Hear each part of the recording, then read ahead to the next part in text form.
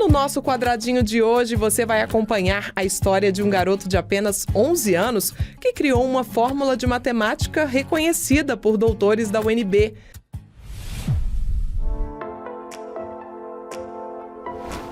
Veja como uma marca brasiliense alcançou o mercado internacional com a produção de bolsas artesanais.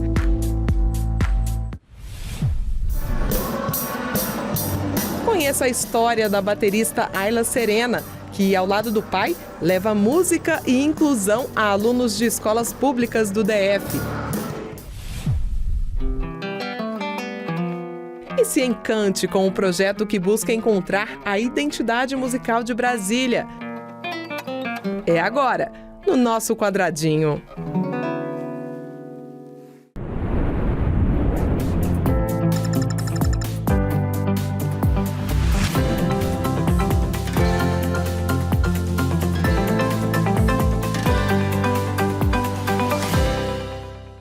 Um brasiliense de apenas 11 anos criou uma fórmula de matemática reconhecida por doutores da UNB que até mesmo alguns universitários teriam dificuldades para elaborar.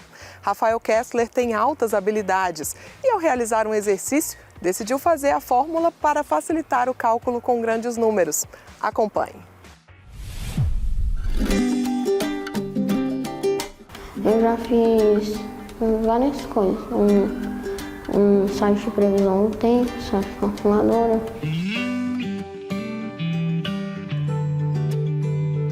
O Rafael, desde muito pequeno, já demonstrava que tinha conhecimento diferenciado.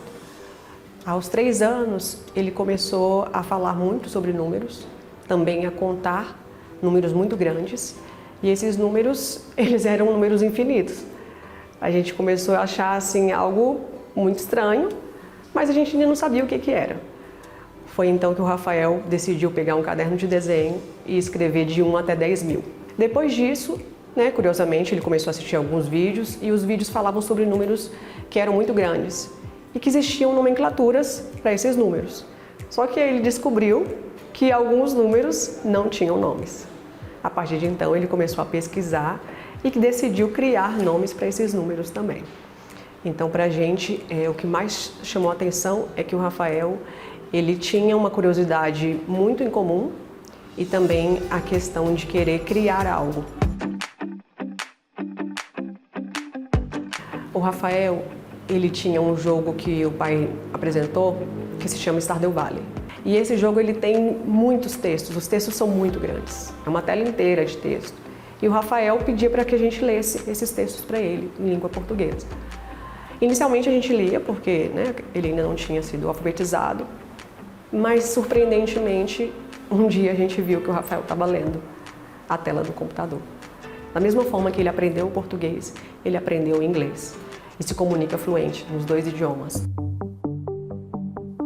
E o que choca a gente é porque a linguagem que ele desenvolve e todo o raciocínio que ele tem é em língua inglesa. Ele faz programação com inglês, ele cria manuais para jogos também em língua inglesa e tem uma comunicação também com pessoas de língua inglesa, no caso.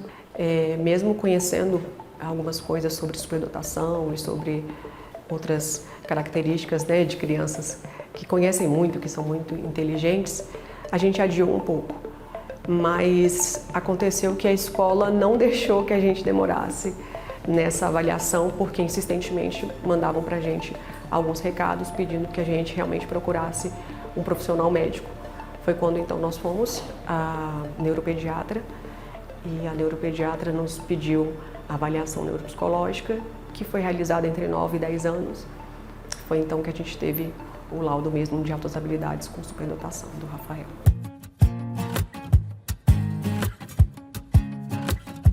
O Rafael, como ele gosta muito de matemática, de cálculos, o raciocínio lógico dele é muito avançado, eu quis que ele participasse, juntamente com ele, claro, conversando, de alguns movimentos olímpicos. E nesses movimentos olímpicos, as crianças geralmente treinam algumas provas. Ele decidiu treinar e a gente colocou exatamente a prova da UBMEP, que foi do ano de 2022, e ele estava resolvendo os exercícios. No que ele começou a resolver, ele percebeu que existia uma situação crescente numa questão que começaria com 1 e depois chegaria no número 5. Aí eu descobri que tem uma fórmula para essa questão. Aí eu estava lá vendo a fórmula e o meu pai falou lá, e se fosse um retângulo? Aí eu melhorei a fórmula, adaptei para conseguir fazer a fórmula atual. Foi então que a gente procurou o professor Rui e também o professor Igor, 2 doutores da Universidade de Brasília, que fizeram uma sabatina de mais ou menos 2 horas com o Rafael. E aí o Rafael, né, deixou aí bem claro para eles como é que tinha sido o raciocínio, o que ele tinha pensado para desenvolver a fórmula. Eles aplicaram também o mesmo raciocínio de método por indução e ao final validaram a fórmula. Eu fiquei muito feliz, porque eu sabia que minha fórmula funcionava. Eu, como mãe, tinha muita dificuldade para entender o que eram aquelas criações do meu filho. Então, para a gente ter esse reconhecimento e também poder contar a história do Rafael para todo mundo, é algo que foge do nosso entendimento. A gente não tem palavras para agradecer a Deus, claro, em primeiro lugar, e também a todas as pessoas que deram essa oportunidade, porque ele é uma criança. Então, uma criança que hoje tem 11 anos, mas que criou a fórmula com 10. Então, imagina, vários adultos, vários profissionais se mobilizaram para que meu filho hoje pudesse contar para o mundo que ele tem uma capacidade, que ele tem uma criatividade extraordinária e que o mundo pode conhecer crianças como ele.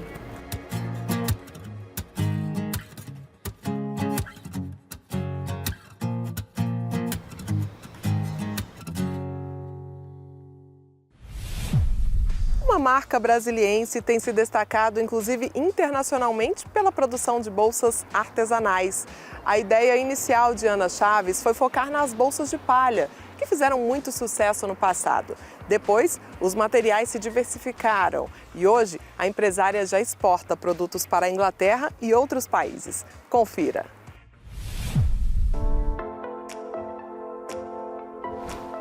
A ideia foi da minha irmã, né, que a princípio era minha sócia. E ela me disse que naquele momento, há 10 anos atrás, estava na moda um tipo de bolsa, um modelo de bolsa de palha personalizada. E eu falei, bom, vamos nessa, né? Eu estava assim numa época que eu tinha acabado de ter um bebê, eu tinha fechado uma loja física, eu tinha 2 lojas físicas de moda feminina, então eu queria uma renda em que eu pudesse ficar com meu filho e ainda assim ganhar um dinheiro, né?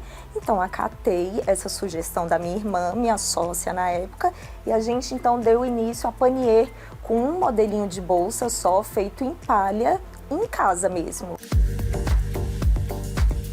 Muitas encomendas, graças a Deus, não só aqui para Brasília, mas também a gente vendia para todo o Brasil.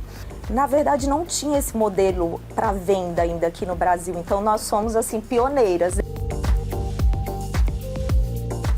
Depois de algum tempo, a gente viu que a gente precisava lançar uma coisa diferente, né? Porque o que é moda, ela tem prazo de validade, né? Ainda mais o que estoura assim muito rápido. Então aí a gente começou a procurar outros modelos, ainda partindo do princípio das fibras naturais, né? A gente foi para modelos de vime, modelos de palha, né? Mas outros tipos, ráfia. E depois a gente foi também para o acrílico, para o couro eco, né? Porque a gente percebeu que tinha uma demanda também para bolsas do dia a dia, né? Para usar do trabalho. E aí a gente usa o couro eco. E bolsas para festa, que a gente usa o acrílico, mas sempre pensando na sustentabilidade. E hoje a gente não utiliza maquinários, né? Nossa produção é totalmente artesanal. Então, a nossa produção emite pouquíssimo CO2, né? Justamente pelo uso do trabalho manual. Mas, de todo modo, a gente ainda emite, né? Seja no transporte de carga, né? De mercadorias. E o que a gente faz, então, para neutralizar o nosso impacto, né? Nessa questão da pegada de carbono, é fazer o plantio de árvores. As nossas peças, elas são feitas somente sob demanda. o que ajuda também a gente não desperdiçar, né? A gente faz aproveitamento de sobras de bolsas para um chaveiro, por exemplo, utiliza na confecção de outro produto. Nós temos também assim uma preferência em contratar mulheres, né?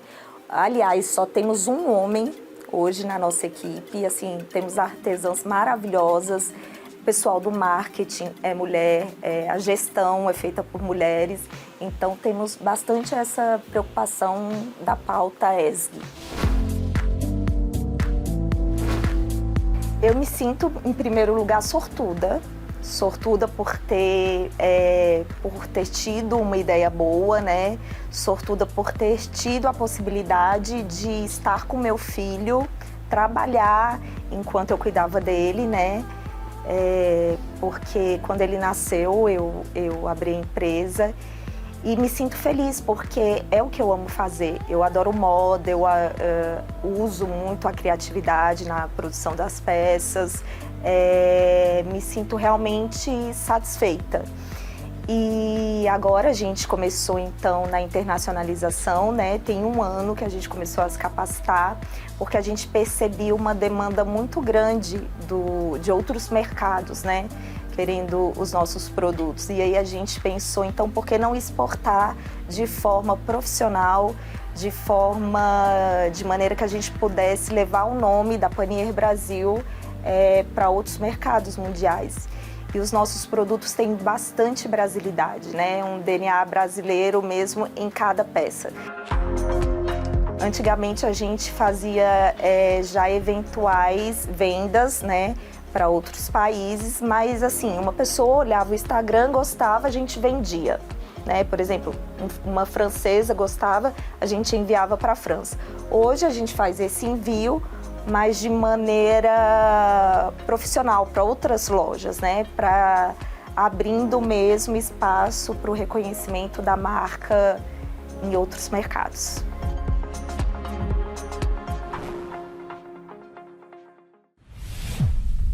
No próximo bloco você vai conhecer a baterista Ayla Serena, que junto com o pai leva música e inclusão para as escolas do DF.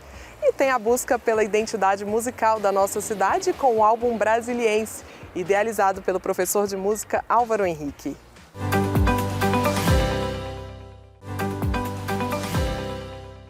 Uma iniciativa que envolve música e inclusão. O projeto Vivências da Música no Cognitivo foi idealizado por Sérgio Fonseca e impulsionado por sua filha com síndrome de Down de 25 anos, Ayla Serena. Mais de 1.000 alunos da rede pública de ensino já acompanharam as oficinas práticas e as dinâmicas musicais interativas, que acontecem com o apoio da banda Cálida Essência. Eu sou músico desde 1983, né? Minha família é toda de músicos, minha mãe, meus irmãos. A Ayla é a 4ª geração de músicos na família. Aí comecei em 83, a Ayla nasceu nos anos 2000, né, com síndrome de Down, com cardiopatia bem grave. A gente descobriu aos 2 meses. Com 11 meses conseguimos fazer a correção. Um ano depois, a mãe dela foi diagnosticada com câncer de mama, metástase nos ossos. E passou mais 3 anos em tratamento, depois veio a óbito, né? A Ayla ficou órfã de mãe com 5 anos de idade. E a música foi uma ferramenta que a gente encontrou para autoestimular a Ayla, né? Hoje ela conhece mais de 5.000 músicas. O nosso projeto, que é o VMC, que a gente está fazendo aqui, que é uma iniciativa da banda, né? Além do nosso trabalho autoral, a gente tem 4 discos gravados, um DVD. Nós temos esse projeto nas escolas que acontece desde os anos 2000, porque quando ela nasceu eu resolvi começar a dar aula nas escolas como voluntário. É proposta ludopedagógica de inclusão através da música, com foco no combate ao capacitismo, surgiu, que é o Vivências da Música no Cognitivo, né? É o VMC. E está fazendo 25 anos agora, então a gente está fazendo essa edição especial. Atualmente, nosso projeto acontece aqui na creche da Mãe Preta, para 168 crianças, né? De forma continuada, todas as segundas-feiras. E a gente, assim, tem um legado do projeto muito interessante, que temos 2 alunas do projeto que se destacaram. Uma é a Ayla, né? Ela começou como uma aluna, hoje ela é professora do projeto. E temos a Lídia também. Você gosta de dar aula para as crianças? Gosto. Então você faz assim, ó. 1, 2, 3, 4. Aí. 3, 4. Entendo a gente até por ver a reação das crianças como é legal isso para elas, né? É intenso. E essa vivência aí, o Botafé vai ficar marcada para elas sempre, né? De repente, muitas delas podem despontar até para tocar também, né? E a música em si, ela já é comprovada, né? Ela ajuda, inclusive, você a superar. Quem faz música tem menos chance de ter Alzheimer, por exemplo. Ela ajuda a estimular seu cognitivo, sua inteligência, né? É ótimo em todos os sentidos. Então a gente fez um chuveirinho para plantar nossa semente aí de música, de alegria, de combate ao capacitismo, né? Que isso também é uma coisa que você vai desconstruindo aos poucos na sociedade, né?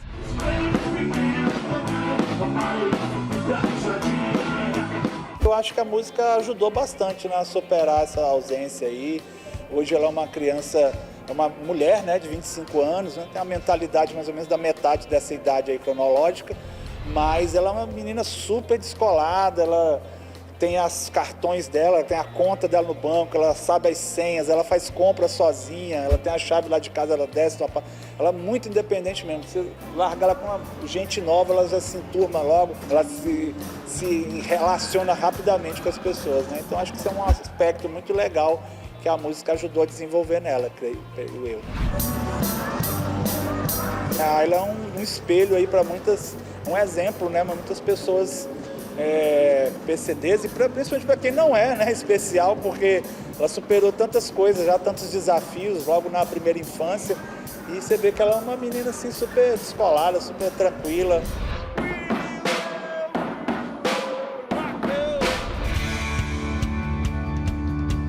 Rapaziada,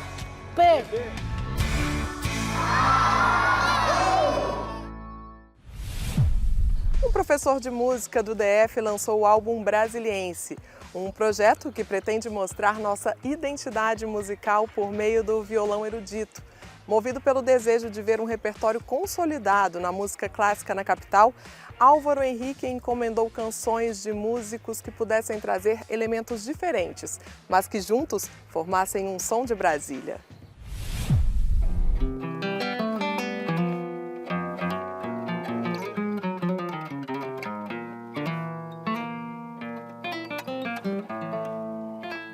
Nunca me atraiu muito a ideia de aquele negócio de colar a mão esquerda, ficar com a mão esquerda colada. Aí depois você descola, muda de acorde, fica lá colado naquele acorde. Mas isso nunca me pareceu desafiador, interessante, suficiente, né? E aí eu compartilhei essa questão minha com um colega de escola e ele falou, não, mas tem um outro jeito de tocar violão. Chama violão clássico. Aí nesse jeito de tocar violão, você toca a melodia, você não fica só com a mão esquerda colada lá no braço do violão. Aí eu, legal. E aí eu comecei as aulas de violão clássico. Comecei já pelo violão clássico. Eu sempre fiz aulas particulares com esse professor, o Zilmar Gustavo. Hoje ele é meu colega na escola de música. Durante a pandemia, a gente repensou a vida, planejou como é que ia ser depois que aquele período passasse. E no caso de música, que inclusive ficou proibido de ter apresentações musicais, foi natural a gente repensar, ok, quando voltar a ter apresentações musicais, que repertório que eu vou tocar? Então comecei a pensar isso. Quando eu fui ver a lista, eu queria defender que a minha apresentação mostrava a diversidade cultural brasileira e etc. E aí eu fui ver, todos os compositores eram cariocas. Aí eu percebi o quanto que era hipócrita eu querer vender como diversidade cultural ou variedade ou o que seja, sendo que todos os compositores da minha apresentação nasceram na mesma cidade de um país com 5.560 municípios. E pior, nem é a minha cidade. E aí eu percebi que eu precisava fazer alguma coisa a respeito disso.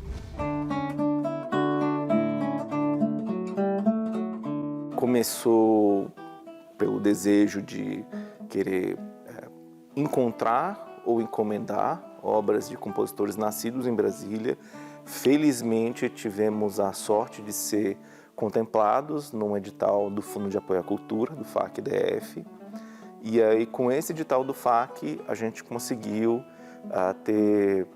encontrar uma composição que ainda não tinha nem sido editada em partitura ainda, que é Fé, de Luciana Lins,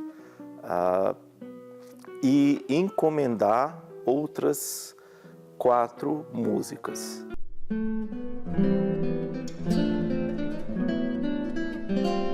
Essa ideia de explorar um pouco mais a cultura brasileira, um outro lado da cultura brasileira, encantou inclusive estrangeiros. Então, um compositor do Texas, Joel Hobbs, gostou da ideia de se debruçar sobre como soa a música caipira em especial, como seria possível adaptar alguns recursos da música caipira para o violão dentro de um contexto de produção da música clássica. E essa música, inclusive, foi uma música que foi um divisor de águas no meu projeto.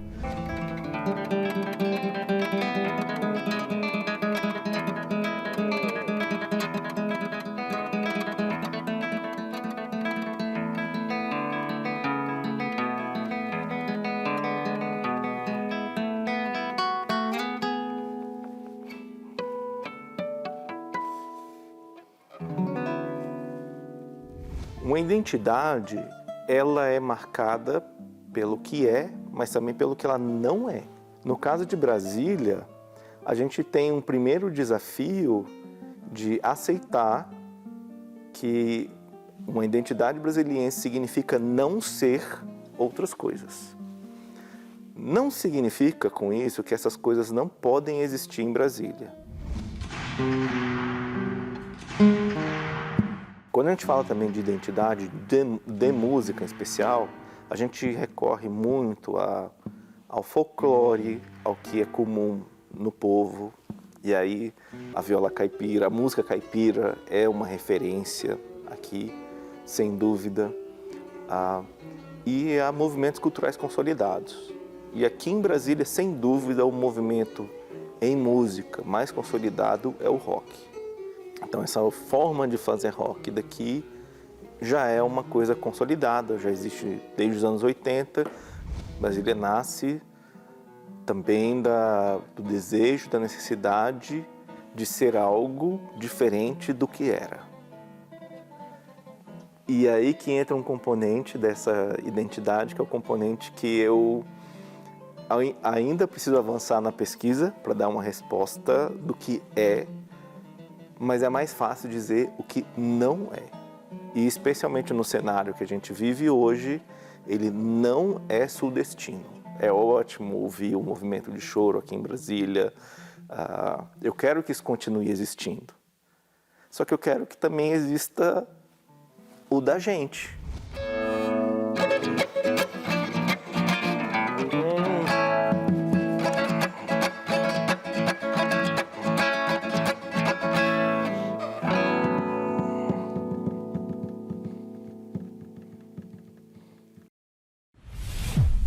O nosso quadradinho termina agora. Continue com a gente nas nossas redes sociais e reveja as matérias no YouTube. E se você tem alguma sugestão de tema que queira ver aqui no nosso programa, entre em contato com a gente. Até o nosso próximo encontro. Tchau!